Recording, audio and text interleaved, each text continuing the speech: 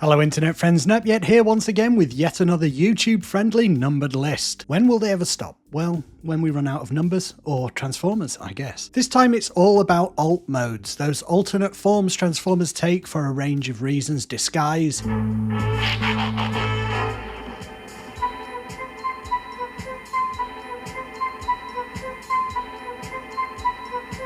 intimidation, Megatron? Is that you? Here's a hint.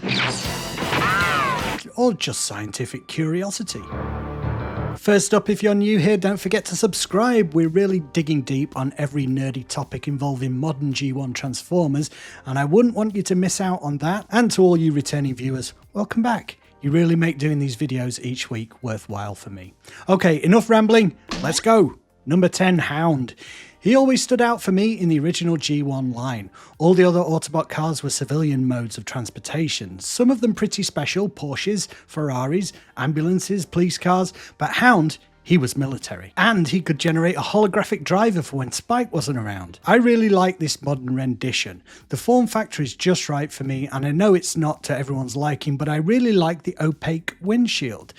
It screams cartoon, and he even has seating moulded in there, so if you've got any Diaclone figures lying around, stick them in. Yeah, a great modern update for Hound, this one. Number 9, Scourge. This figure, he's a bit of a nemesis for me. I put him number 1 in my worst figures of all time list. Well, even the worst things can have good points. I absolutely hate tomatoes, but if you destroy them and stick them on a pizza, I'll eat that all day. Scourge is a bit like that for me. His alt mode was one of those in the G1 line that proudly stated, "I'm like nothing you've seen before, a death-dealing sort of space sled." So I was really hoping they'd nail it for this modern figure. I think they've managed it. I'm always impressed when these big sprawling figures with spikes and sticky outy bits fold up into kind of a neat, smooth little package like this, which he is. He's very sleek. You can even pull off the weird head reveal, and this time around there's a couple of different ways to do it. I must for Scourge, because it was so strange when that happened in the movie. Number 8, RC. Okay, she's a shell former, and the sleekness of her alt form is largely dependent upon that, but I honestly don't know how else you'd conjure a successful car mode for RC. She's too skinny, you know, there's just not enough of her to grab onto. I love her anyway. She might actually be my favourite alt form of all the movie cars, but I can't put her any higher in the list because of the shell forming. It's good when you use it where appropriate, like with RC, but we've got to keep an eye on it, because if it's used all the time, then we basically end up with a toy line where it's an articulated figure with an alt mode kind of strapped onto their back as a backpack. Be careful when you use this, Hasbro, we're keeping an eye on you. Number 7, Sunstreaker. I've been waiting for the Autobot Ferrari bros, having really started collecting just after the War for Cybertron line, and they haven't come out in Studio Series or Legacy yet. So the newness of this might have something to do with why he's on this list. His spoiler doesn't stick up and it's sort of painted on, but I still really like this rendition of the character. In essence, for me, both Sideswipe and Sunstreaker should look like the embodiment of speed, and this mold kind of nails that. Flat as a frisbee, except for the turbocharger sticking up out the back. Yeah, I really like this guy.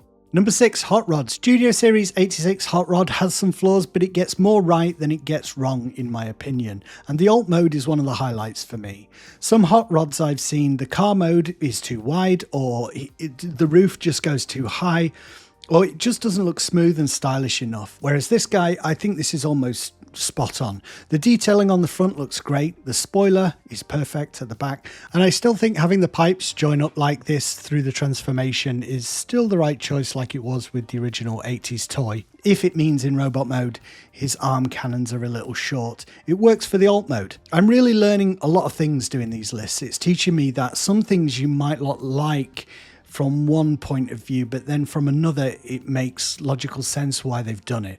A lot of these decisions are to do with compromise, since Transformers designs are routinely expected to look perfect in both robot and alt mode, and that's a very tall order. It's always going to be difficult, no matter how much technology and production methods move on, and this Hot Rod I think is a good compromise in robot mode, but the alt mode is really good.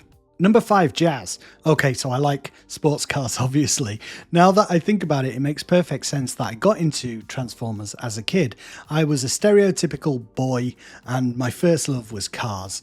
Matchbox cars, Hot Wheels, anything car-based I was into. I guess getting into Transformers was like the evolution of my imagination, graduating to the next level. What's better than cars? Well, cars that turn into robots, obviously. Jazz came to symbolise the classic Autobot car for me, and I really like this modern update of him. More so since they updated the Studio Series to this Legacy version. It just feels a bit more solid. The updated paint brings him a little closer to being cartoon accurate and old toy accurate. He's got the stripes on the wheel rim, and I'm on board with the opaque windows, as I've already mentioned. It's even got the black stripe at the top there.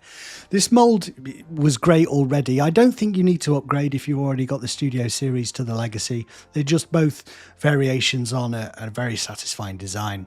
Number 4, Gnaw. I know there are more impressive figures out there, probably in my collection even, but these lists are very personal, idiosyncratic affairs. The very fact that the Sharkticons are background characters, not very important in the grand scheme of things, is precisely why I'm so happy with this figure. I've always liked the background characters, intrigued by them, what's their story, and the fact that so few were released here in the UK like Gnaw, I don't think he was, just makes having him now all the more special for me. The only downside I really wish they'd address is the fact that he's obviously swallowing his own robot head in shark mode, but otherwise this looks so good. Such a good rendition of the cartoon. Number 3, Slug. I think his alt mode is an incredibly characterful and accurate reproduction of Slug's cartoon persona. He's the smallest of the land-based Dinobots, but he's also the chunkiest. He looks heavy and dense, like a ball of muscle and sinew, or whatever the mechanical equivalent of those things are. Exactly how a Triceratops should feel. I think the use of his weapon to complete the transformation is really smart, and it gives his gun a logical place to go at the end of his tail that blends with the sculpt nicely. I never like it when those guns, it's good when you can put them somewhere in alt mode, but if they just bolt onto the side and are sticking out, it looks silly to me. I mean, look at this face. That is such a good likeness. Number 2, Ultra Magnus. Finally, 86 Ultra Magnus makes it onto one of my lists. Not the top spot. He's very close to it, though. And for the reason I dinged this figure initially. His robot form is way too big. Check out my video about that. However, this means his transporter mode can comfortably accommodate several of the deluxe size cars. Not all of them. Beachcomber, for instance. A Minibot, he's too wide to comfortably fit on Ultra Magnus's back, but the oversizing of Minibots in the modern line, that's a topic for another video. This is probably just the right size for Magnus's alt mode, I think. It's really nicely sculpted, very accurate to both the cartoon, but more so, I think, the original toy. On display in this mode, he looks like how you remember G1 Magnus looking. You know, like when you remember an old film or an old computer game, it always looks better in your imagination. This is like that, but it's real. It's there in front of you. I don't miss the white Optimus living inside him. I know some people do, but I always thought that was a silly idea, especially not when the trailer cab looks this good anyway. Well done, Magnus. You should have been smaller, but if you were, you wouldn't have made number 2 on this particular list. One spot behind the winner, who is Sludge. Yes, my number 1 pick is canonically the stupidest Dinobot. He's the Dinobot it's hardest to imagine being effective in combat. His contribution to the 86 movie, for instance, consists of being pummeled by a Devastator, then acting as a perch for an annoying runaway child.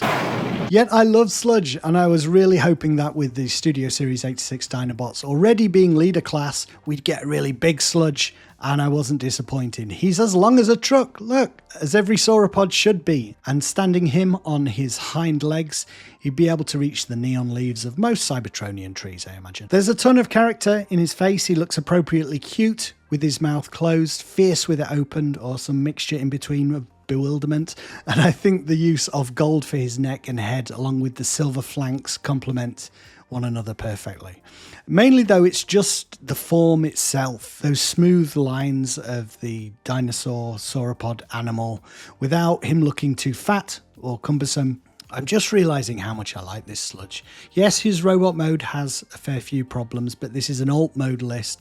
Sludge wasn't the first Studio Series 86 I got, or indeed the first modern figure that I got, but he's perhaps the one where I really felt like, yeah, I'm kind of falling in love with these modern G1 Transformers, and I think this is going to be a new hobby for me.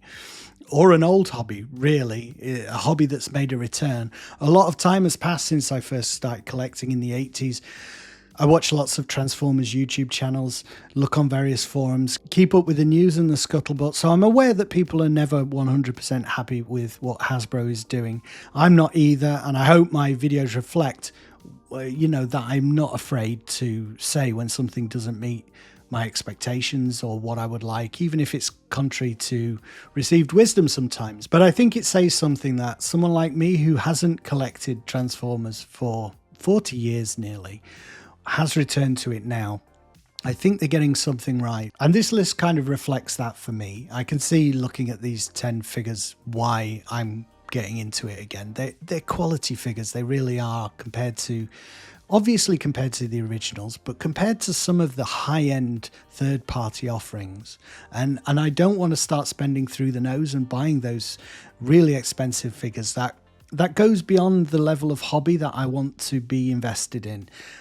So I'm happy that these Hasbro offerings are a good, I think, in between point between going really expensive and spending hundreds and hundreds of pounds and them being tacky and cheap. But maybe you disagree. What do you think of my list? Do you have figures in your own collection that are obviously better? I've heard from people who have those third-party figures and, welcome that feedback as well, that something is clearly going to be better in that kind of line. And it would be hard to disagree. There are all those kind of bands of quality, aren't there?